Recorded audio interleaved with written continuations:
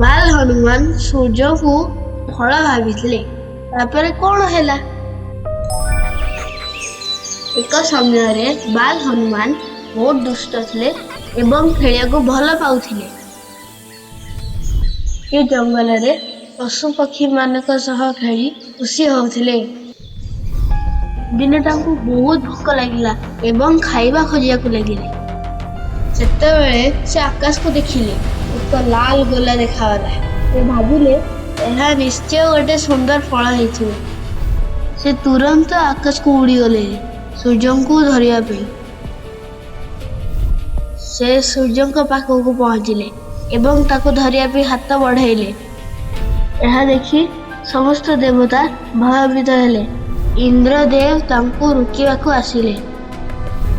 ଇନ୍ଦ୍ରଦେବ ବଜ୍ର ଛାଡ଼ିଲେ ଏବଂ ହନୁମାନ ତଳକୁ ପଡ଼ିବାକୁ ଲାଗିଲେ। ବାଲ ହନୁମାନ ଆକାଶରୁ ଧୀରେ ଧୀରେ ପଡୁଥିଲେ, କିନ୍ତୁ ସେ ଭୟ କରୁନଥିଲେ।